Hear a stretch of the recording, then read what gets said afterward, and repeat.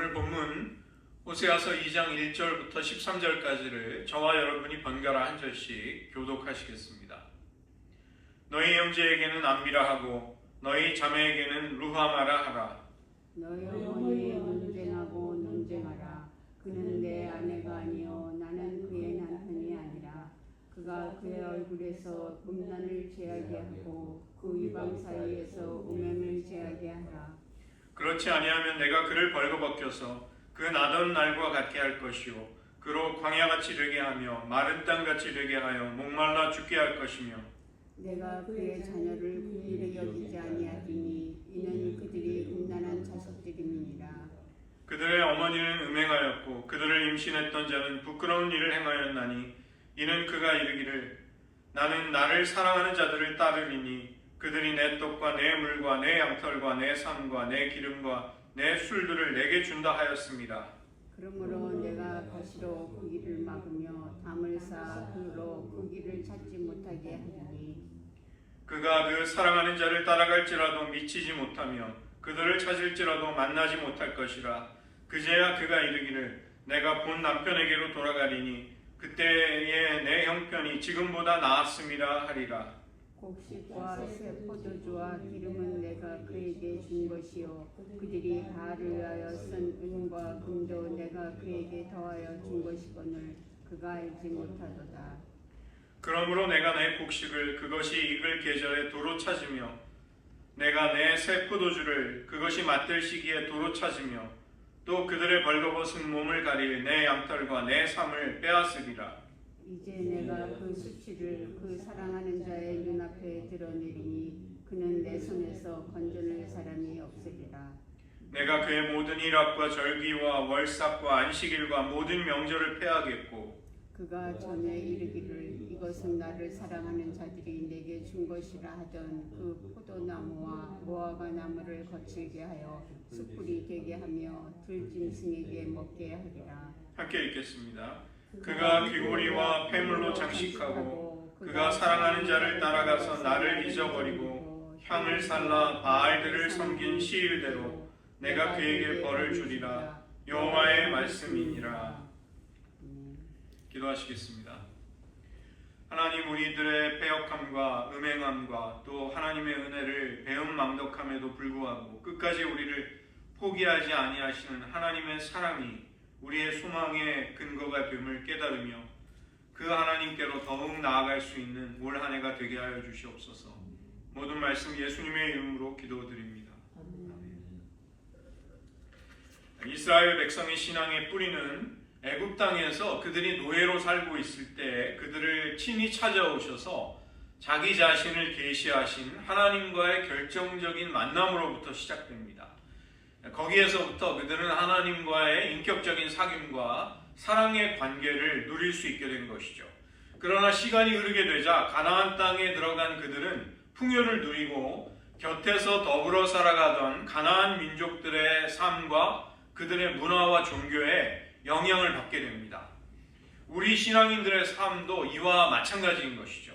하나님을 만난 기적과 감격과 감사가 평생 한결같이 유지가 되고 그 좋은 방향으로 우리의 믿음이 한결같이 성장할 수만 있다면 얼마나 좋겠습니까?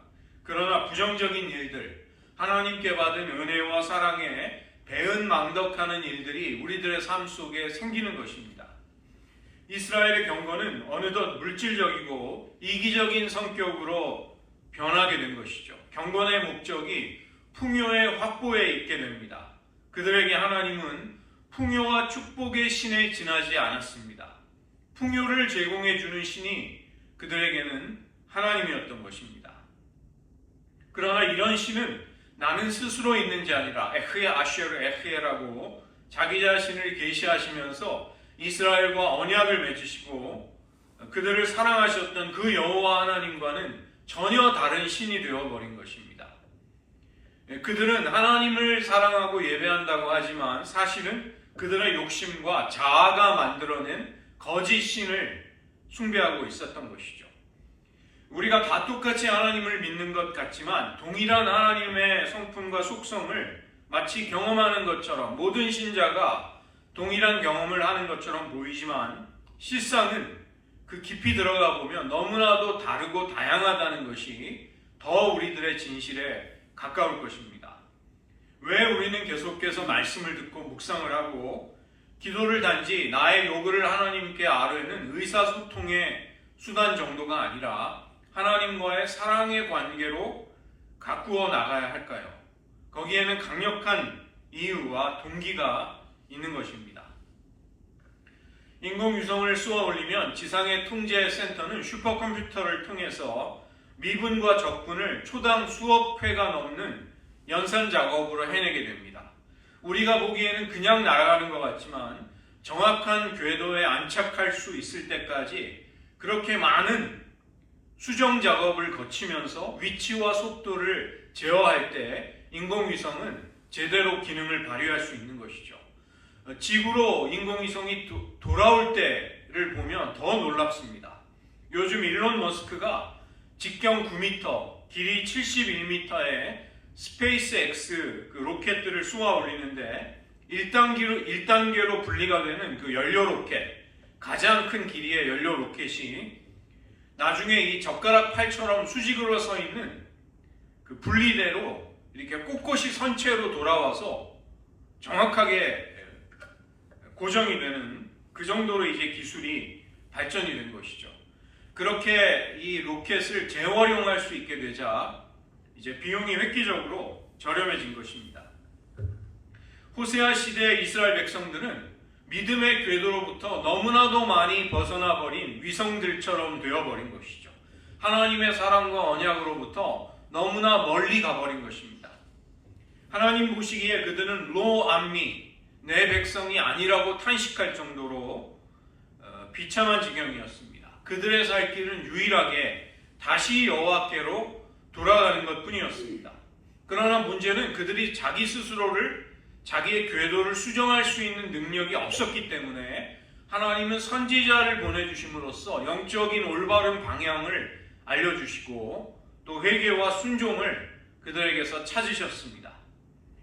죄악된 어두운 심령, 불순종하는 완고한 마음에 사로잡혀서 하나님을 등지고 자기 불순종의 어두운 그림자에 영적인 흑암에 삼켜져 버린 이스라엘 백성들.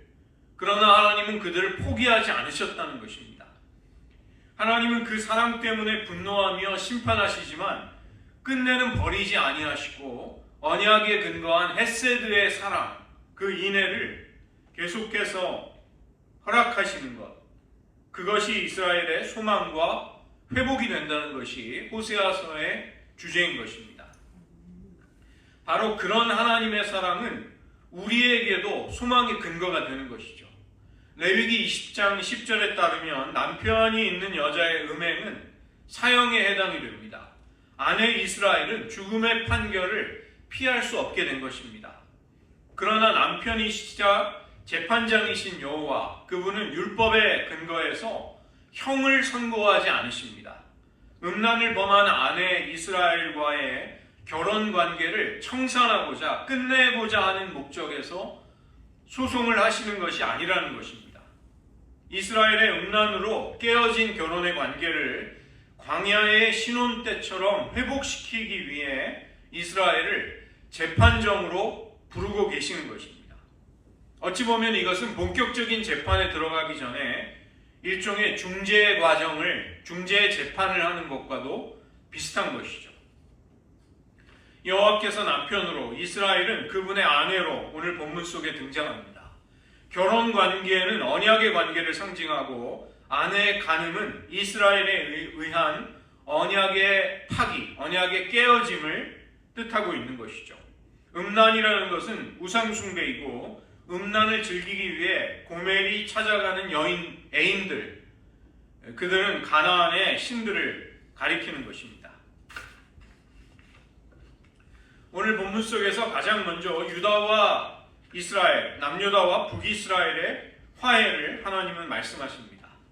하나님과 자기 백성 사이의 단절된 관계를 보여주는 이름이 이 호세아 선지자의 자녀들의 이름이었죠. 로암미와 로루하마. 이것이 구원의 시대에 이스라엘에게도 적용이 되는 것입니다. 하나님은 북이스라엘과 남유다에게 그들이 서로를 미워하고 싸우던 적대적인 관계를 청산하고 화해의 길로 나설 것을 명령하시는 것이죠. 이스라엘과 유다는 서로가 서로에게 내 백성, 암미가 되고 긍휼을 입은 자, 루하마가 되어야 한다. 이렇게 말씀하시는 것입니다. 그러나 그리스도가 없는, 그리스도의 십자가가 없는 세상은 끊임없는 줄 세우기를 하는 것이죠. 이 사람은 어떻고, 이 사람의 계급은 어떻고, 이 사람의 가치는 어떻고, 그러나 그러한 평가와 키재기가 얼마나 허망하고 덧없는 일이라는 것을 우리는 알 수 있는 것입니다.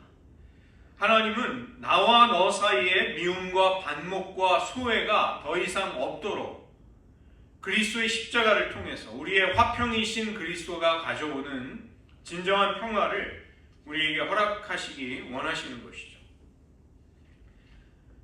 두 번째로 하나님은 법정의 소송에서 이스라엘에게 경고의 말씀을 하십니다.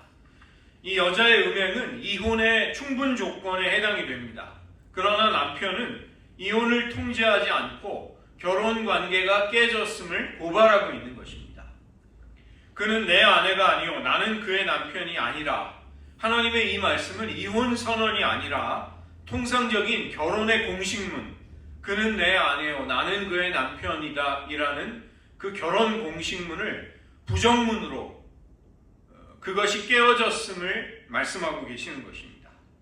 혼인의 계약을 파기하고 음란을 범한 아내를 고발하고 계시는 것이죠. 아내의 간음에도 불구하고 이 혼인의 관계가 유지되기를 원하는 남편은 다시 한번 음행을 범한 아내에게 계약에 걸맞는 책임을 다하는 기회를 다시 주고 있는 것입니다. 그러기 위해서 이 아내는 얼굴과 유방 사이에서 음란과 음행을 제해야 한다. 곧 이방 제의에 속해 있는 표지를 몸과 마음으로부터 청산해야 한다. 몰아내야 한다. 이것을 요구하시는 것입니다. 하나님과의 결혼 관계가 지속되기 위해서 아내 이스라엘은 풍요 제의의 이 우상 숭배 그리고 거기에 뒤따르는 음란으로부터 벗어나야만 하는 것이죠. 남편의 간절한 단호한 경고에도 불구하고 이 음란과 음행을 제거해 버리지 않는다면 여자는 혹독한 처벌에 넘겨질 것이다. 이것이 하나님의 경고입니다. 마치 태어나서 들판에 버려진 아이처럼 된다는 것입니다. 에스겔 선지자가 에스겔 16장에서 이스라엘의 역사의 초창기를 피투성이가 되어서 들에 버려진 갓난 아기로 비유하고 있는 것이죠. 그것이 이스라엘 백성들의 본래 모습이었습니다.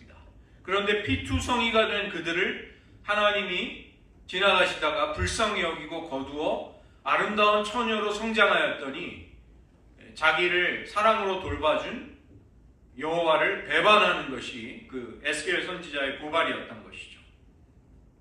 세상에 막 태어난 아이가 부모의 보호가 없다면, 안전장치가 없다면 죽을 수밖에 없는 것처럼 남편에게서 받았던 사회적인 보호와 물질적인 공급을 빼앗긴 채로 홀로 버려지게 될 것이다. 이런 경고를 하시는 것입니다.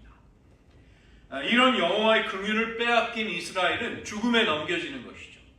우리의 가장 큰 두려움은 죽음도 아니고 사탄의 권세도 아닙니다. 또 우리의 인생에 찾아오는 여러 가지 종류의 고난과 실패도 우리의 가장 큰 두려움은 아니라는 것입니다. 우리가 가장 무서워해야 할 것은 우리로부터 하나님의 긍휼이 거두어지는 것입니다.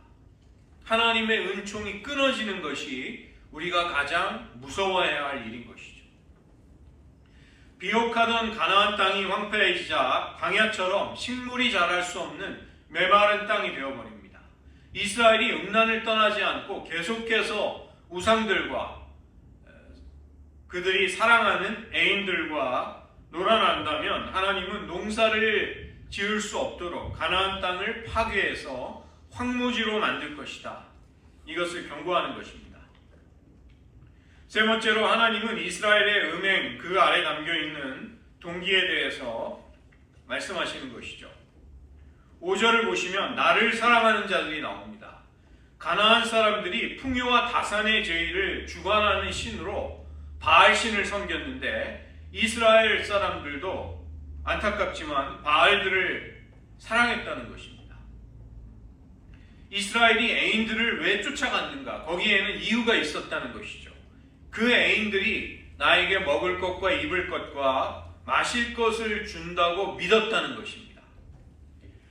놀랍게도 여호와께서 주신 것임에도 이스라엘은 그들이 누리는 모든 것들을 애인들의 선물이다 이렇게 생각했다는 것입니다.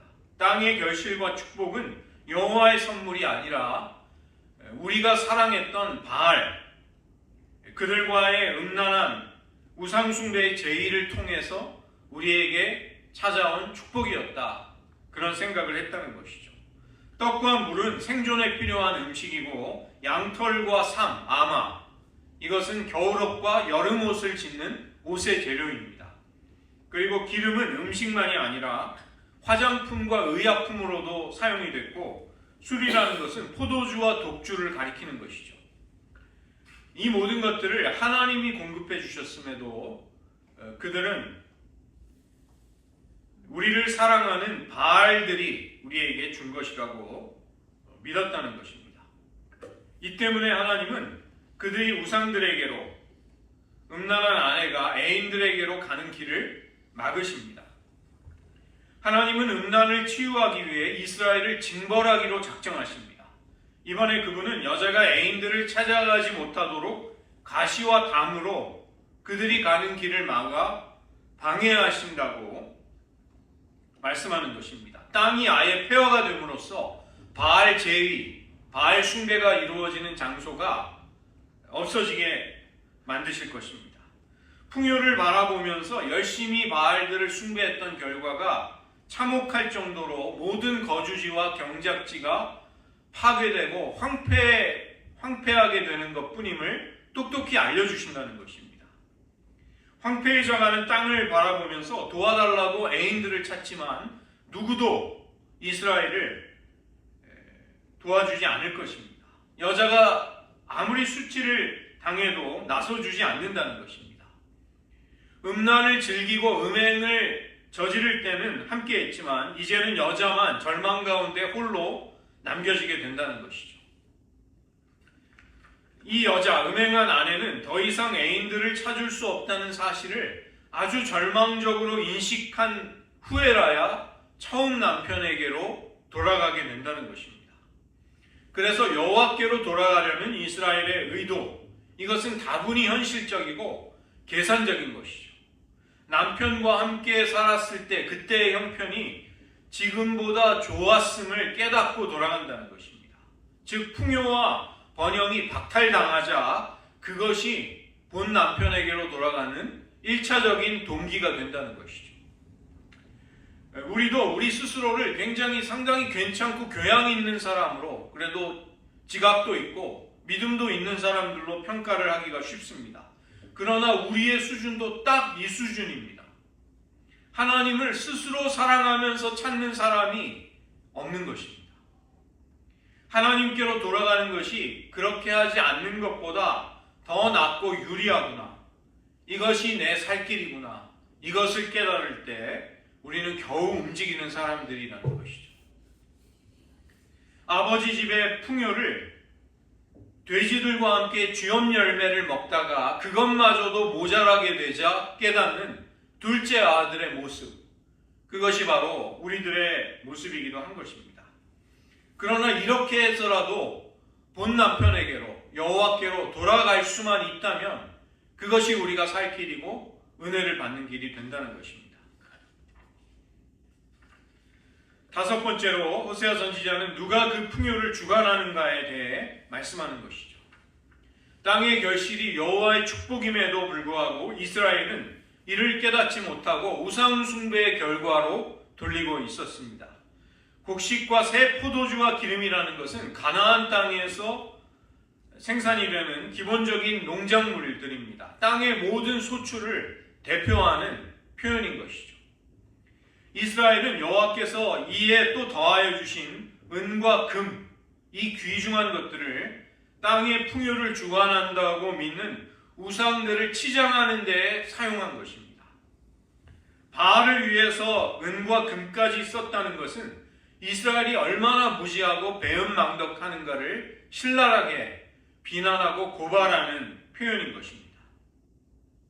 가나안 땅에서 거의 생산이 되지 않는 금과 은마저도 하나님은 그들에게 주셨지만 이스라엘은 이것마저도, 이 귀한 것마저도 바알들에게 바쳤다는 것입니다. 나를 알지 못한다. 이스라엘이 나를 알지 못한다는 말은 13절에 나를 잊어버렸다는 말과 똑같은 것이죠. 여호와를 알지 못하는 자들, 그들은 곧 여호와를 잊어버린 자들이라는 것입니다. 이제 하나님은 당신의 것을 도로 찾겠다고 선언하십니다. 풍요와 번영을 바알의 선물로, 바알의 덕으로 돌리고 있는 이스라엘을 하나님은 징벌하시는 것이죠. 생존에 필요한 모든 것을 공급해 주셨던 하나님, 그분은 이제 나의 것을 다시 빼앗겠다고 말씀하십니다. 곡식이 무르익어 소출을 거두고 포도로 포도주를 만들 그때, 가을의 수장절과 초막절에 풍요의 기쁨에 들떠 있어야 할 바로 그때에 하나님은 곡식과 새 포도주를 빼앗아 가시겠다고 말씀하십니다. 농작물만이 아니라 의복을 만드는 데 필요한 양털과 삶도 빼앗아 가겠다. 너희들은 벌거벗겨져서 수치를 당하게 될 것이다. 여기 우리가 천천히 읽어보시면 내 곡식, 내 새 포도주, 내 양털과 내 삶이라고 하나님은 분명히 거듭해서 강조해서 말씀하시는 것입니다. 이것은 이스라엘이 하나님이 주신 모든 것들을 바알의 축복이라고, 바알의 덕이라고 착각하는 것에 대한 하나님의 대답인 것이죠. 그 모든 것들은 내 것이었다. 내가 너희에게 준 것이었다.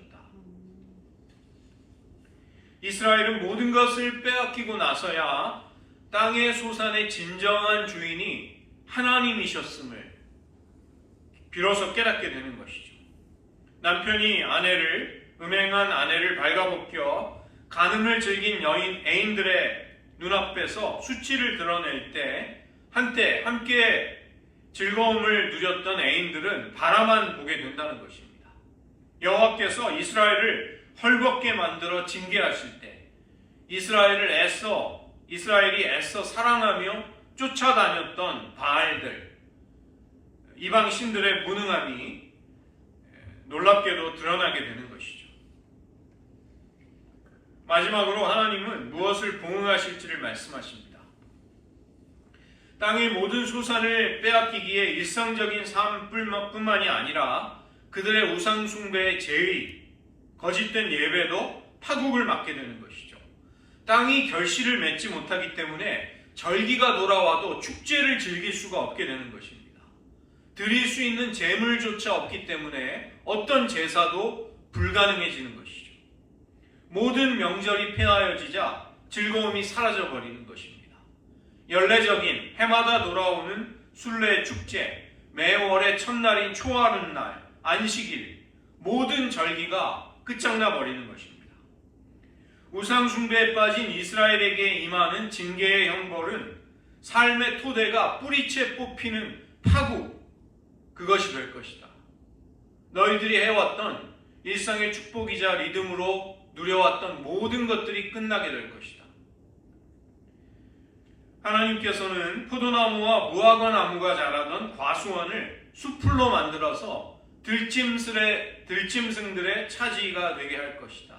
너희가 그 땅을 누리지 못할 것이다. 과수원을 보호해주던 돌담이 허물어지자 그것들이 가시덤불로 뒤덮이게 된다는 것입니다.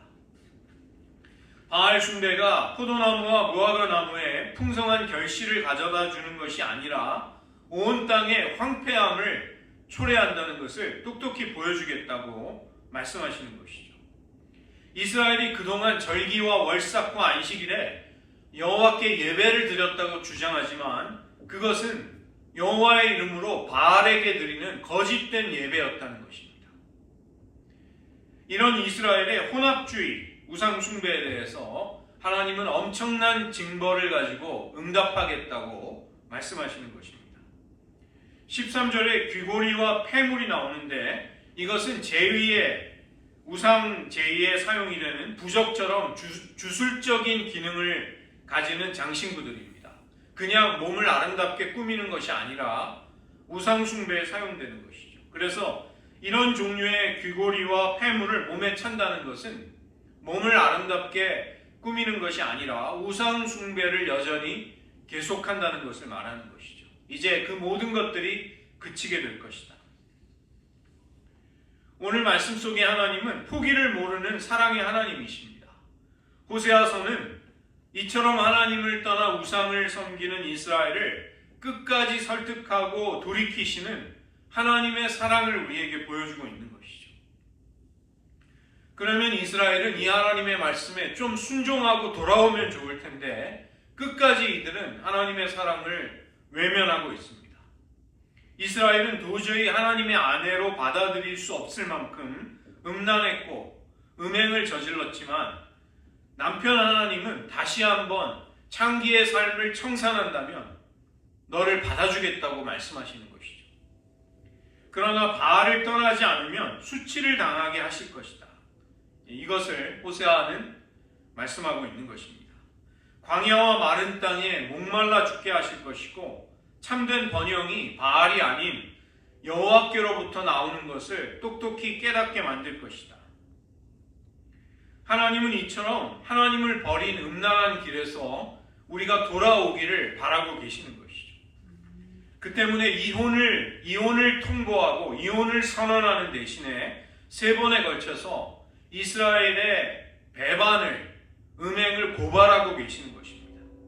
보통 남편이라면 이제 더 이상 도저히 받아들일 수 없을 만큼 음녀의 삶을 살았던 아내지만 회개하고 돌아오면 다시 받아주겠다고 말씀하고 계시는 것입니다. 그러나 그렇지 않게 될 때 남편의 의무와 책임을 다할 수가 없을 것이라고 경고하고 계시는 것이죠.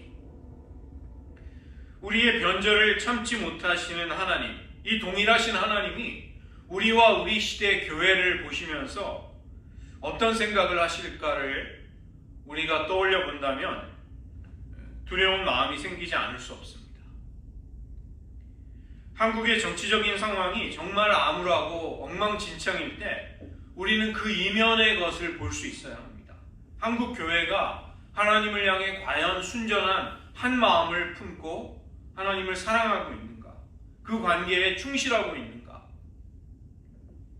그렇지 못하다면 하나님은 오늘 호세아 선지자를 통해 경고하신 말씀대로 한국 사회 속에 행하실 것입니다.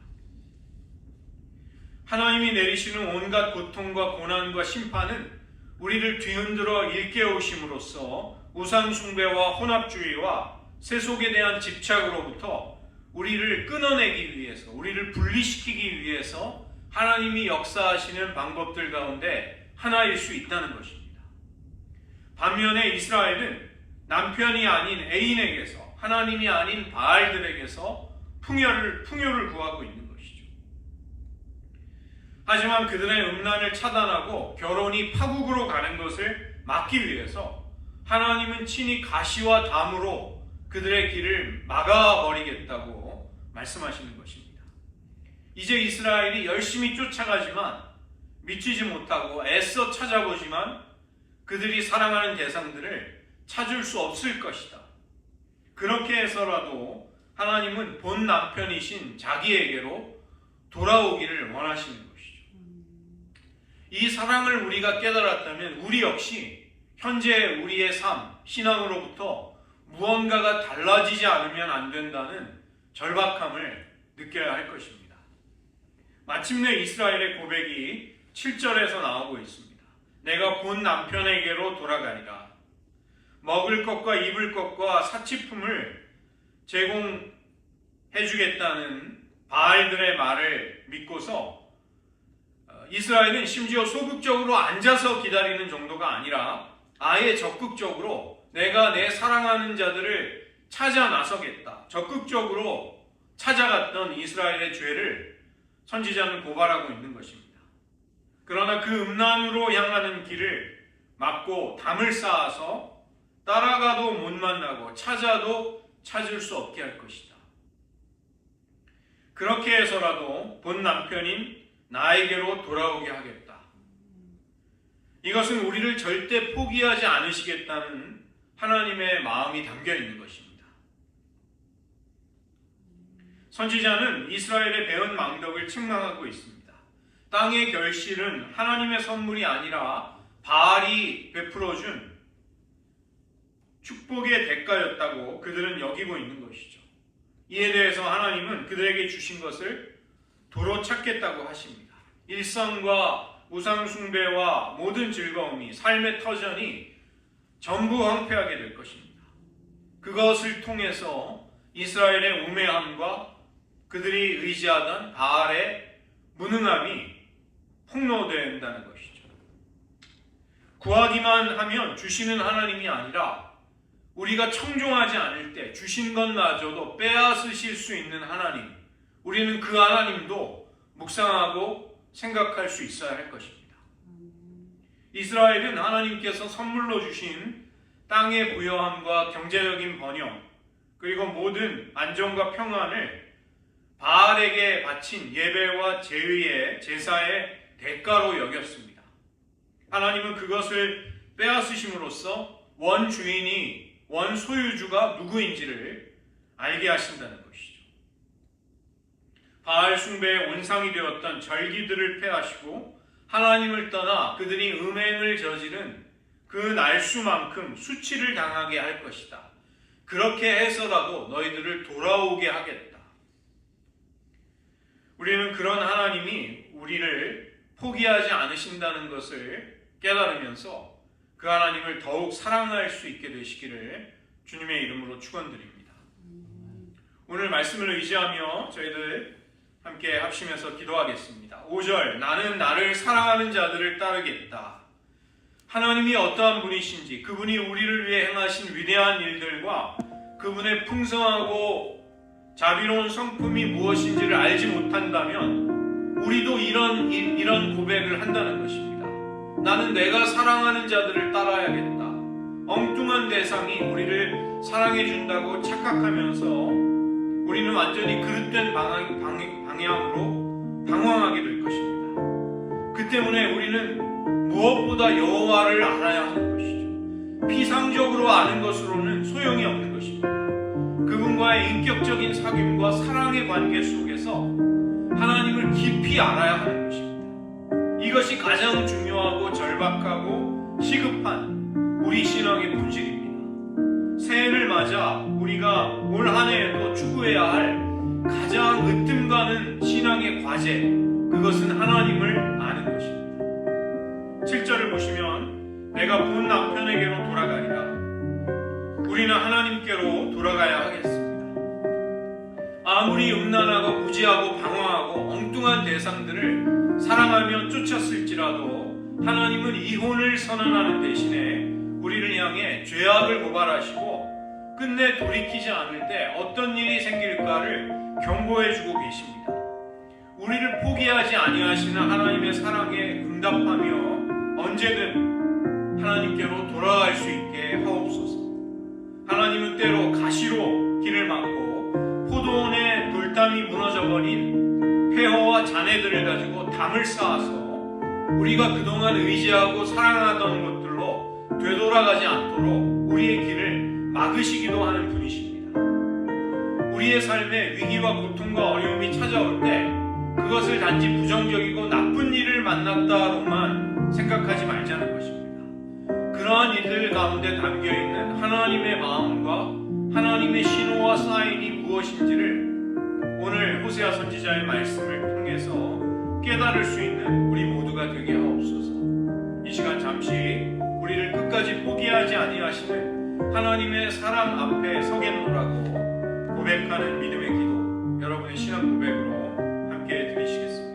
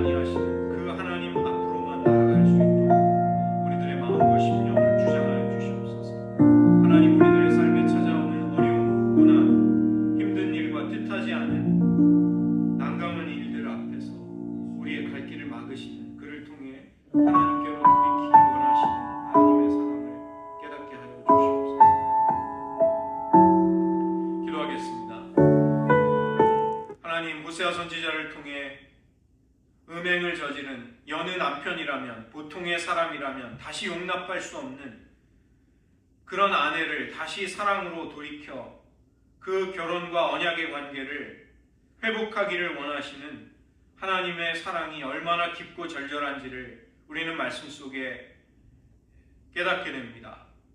우리가 그 사랑, 우리를 결코 포기하지 아니하시는 하나님의 사랑에 붙들려 우리들의 생애가 엉뚱한 대상을 사랑하면서 우리가 누리는 온갖 은총과 부요함과 축복들이 하나님이 아닌 데서 왔다고 착각하는 어리석음 속에 빠지지 않도록 우리들을 인도하여 주시옵소서. 하나님, 우리가 우리 스스로 사랑의 대상을 결정하고 인생의 목표를 우리 스스로 결정짓지 말게 하시고 하나님의 진리와 말씀 속에 우리를 사랑하시는 하나님의 인도하심 속에서 우리들의 생애와 방향을 발견해 가게 하시고 올 한 해도 그 여호와 하나님을 언약과 인격과 사랑의 관계 속에서 깊이 알아감으로써 우리의 삶이 오직 우리를 사랑하시는 하나님께만 사랑과 충성으로 순종으로 응답할 수 있는 삶이 되게 하여 주시옵소서. 우리의 삶의 때로 하나님이 가시와 담으로 길을 막으실 때 왜 우리의 인생길이 막혔는가를 잠잠히 묵상하며 깨닫게 하시고 그 가운데서 혹시라도 우리의 마음이 여호와를 떠나 방황하지 않도록 우리의 인생의 길을 막으시기조차 함으로써 우리를 본 남편이신 하나님께로 돌이키기 원하시는 하나님의 마음, 하나님의 사랑, 하나님의 의도와 계획을 깨달을 수 있는 저희들 되게 하여 주시옵소서. 모든 말씀 예수님의 이름으로 기도드립니다.